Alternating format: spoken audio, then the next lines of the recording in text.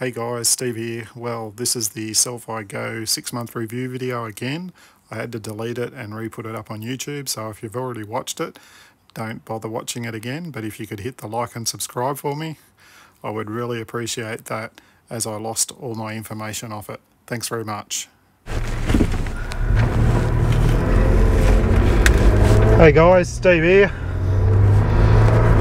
I don't know whether you can hear the noise there, but I'm just going up to the top of Mount Rural, and it's a bit of a climb, and I got another video for you today.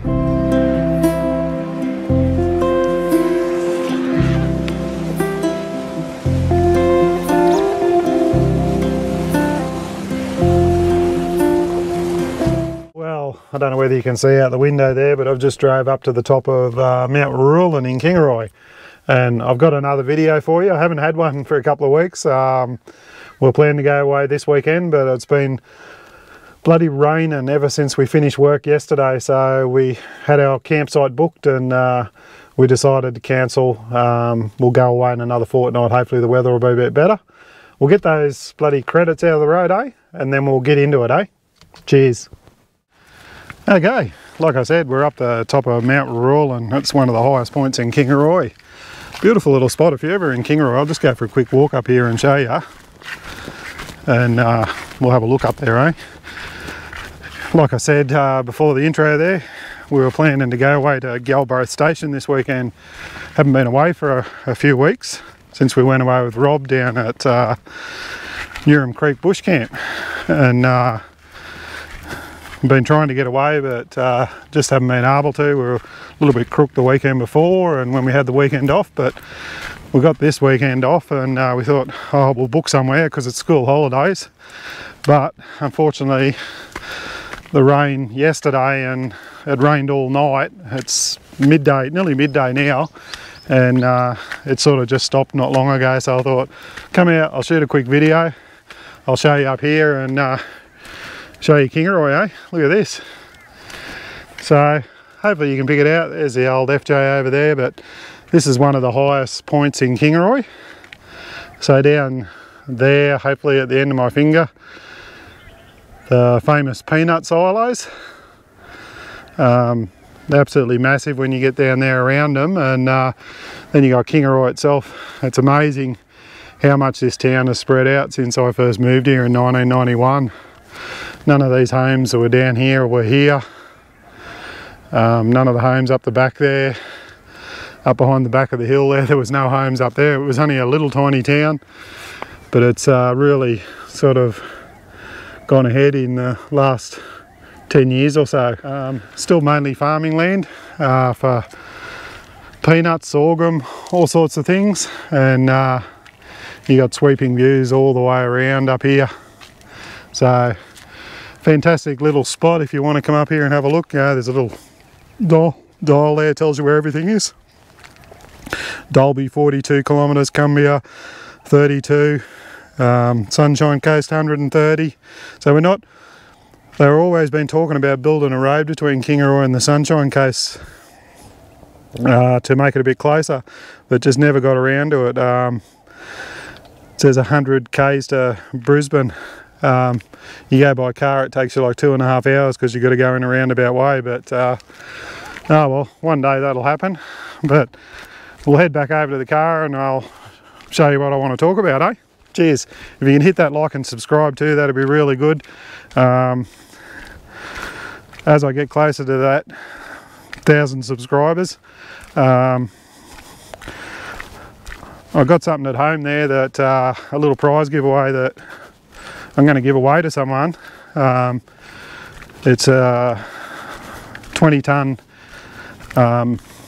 shackle for the front of your four-wheel drive. So when I get closer to the 1,000, I'll put it up and show you all about it. But you know, if you can get in and like and subscribe, and when we get close to that 1,000, I'll tell you all about it, and hopefully someone can win it and enjoy it, and I appreciate all your support. So we'll get into it, eh? Okay guys, back over here at the FJ. So like I was saying, we're going camping, and one of the things we like to do when we go camping, we bloody like having those bloody mobile phones with us. So I've lost mine. Where is it? It's in the car. Yeah, so like I said, we like having these bloody things with us all the time now, and bloody keeping in touch with the world and being able to take the photos, because they can do everything. They can shoot good video, they can take photos, all that sort of thing. But worst trouble with them is the bloody mobile reception in Australia. It's bloody horrible. So a while back there I bought a Cel-fi Go. I put a video up on it, check my clip on, and you know, you'll see where I put it and all that sort of thing. But I thought I'd just give you an update on, you know, what I think and how it's been working out, and you know, whether you should get it or not. I mean, ultimately that's entirely up to you. Like, how much do you want to know, or whatever. It's no good if you're going out in the middle of the Simpson Desert or anything like that. You're not gonna, you need a sat phone for anything like that. But where you can get mobile coverage, which is mainly coastal areas around small towns, things like that, you can get most mobile coverage, but it sort of fades off as you get further out of town, and a lot of those little camp spots you get are out of town. So having something to boost the mobile signal is a great idea. Like we camp, you know, there's a lot of camps we found around Kingaroy here which are within 30-40 kilometres of Kingaroy, but once you get over, there's a few little mountains like this, your mobile signal starts to fade a bit, and you got one bar and you're walking around and you're holding your phone up and standing on whatever you can, and you're pressing buttons and, and doing all that sort of rubbish. So that's why I got the Cel-fi Go. Now, it's been great. Like, we've camped at a few spots, like out at Galbraith out this way, out at Deep Dime Creek out that way, and we've used the Cel-fi Go since we've been out there, and it's just given us heaps better mobile coverage. So it's boosted our signal from like 1 bar up to 3, even to 4 bars of 4G or full 3G. So just depending on the time of the day or night, I've noticed that does affect it. Like later in that afternoon, when I think everyone's on their mobile phones and things like that and using their internet and all that sort of thing, it does drop off a little bit.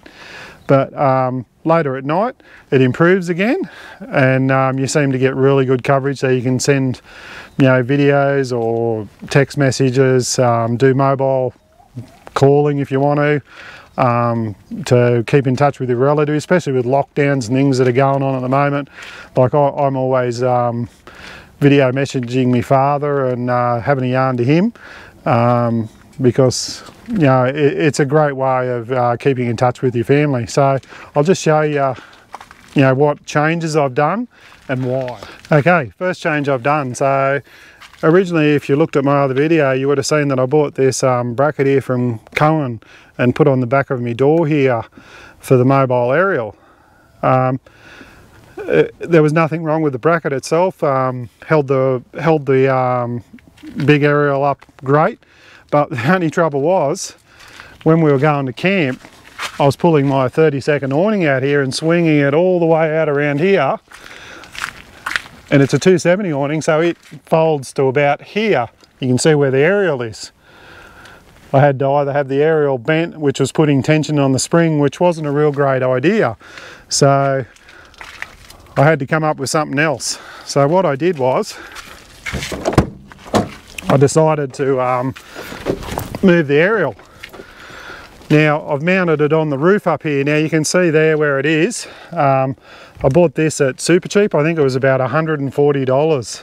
You probably can buy them cheaper, but I needed something. We were going away, and it seemed quite good quality. So that's it there. Aero Pro, I think it is. Seems pretty good, like all stainless steel fittings in here. And that's my aerial there. So you just got to pull this little clip. I'm trying to do this and hold the camera at the same time. Pull this little clip, pull that up, and then that pin locks back in there. Now it's got a few different settings there, you can see along there, but that just puts my aerial up on the top of the car there. So you can see that I'm going to have better mobile coverage. Now what you've got to do though when you do these changes, when you set up your Cel-fi Go, is make sure you recalibrate your aerial, because it's got to be a certain distance from the unit and from the front sender unit. So you've got that aerial there, which is to pick up the mobile signal, and then you've got the Cel-fi Go unit which goes to your phone, which is here. They've got to be the further apart they are, the better the system works. Like this shouldn't be close to your aerial, otherwise you won't get a good signal. So that's one of the things to take into consideration. Just read the instructions when you get it, and you'll find you'll get a better mobile signal if you keep this further away from your aerial as you can. So you can see there the aerial way at the back of the car there, and then I've got the other aerial here. So I mean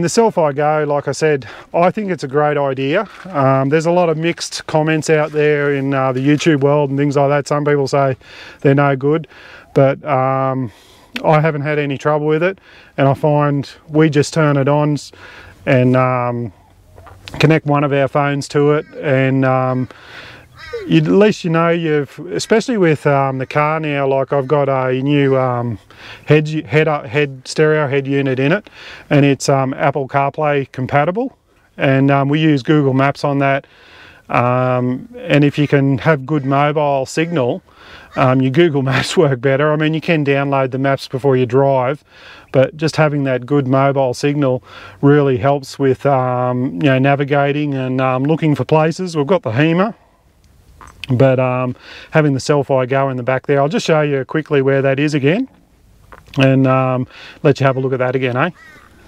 Okay, down there you can see my little Cel-fi Go unit itself. So you can see the green light on there, which is saying it's all going okay. The blue light's on there, and you can see all the wires. So you've got the wire running to the front aerial closest to the bottom edge of the camera there, and up the top there, that's the wire to the aerial. You can see the wiring for my shunt and all my wiring going into my battery there. So that's where I keep it, and then the back there, that's my BC to DC charger for the red arc system, just ticking away there. So that's it there. So I don't think I showed that in my original video because I had the little cover on here, but I took it off just so you could see it, and it works great just in the back of the car there. Okay, hope you enjoyed that little clip about the Cel-fi Go unit. If you want to know anything, just leave a message in the comments or send me a message. Don't forget to check out my Instagram account and my Facebook account, FJ Camping and Touring. Heading back down the mountain now, so thought I'd just go up there somewhere different to shoot a video than shooting them at home in my driveway. Hopefully we can get out in the next fortnight or so and have another video from where we're camping. Yeah, so thanks for watching, thanks for liking and subscribing, and we'll see you on the next one. Cheers.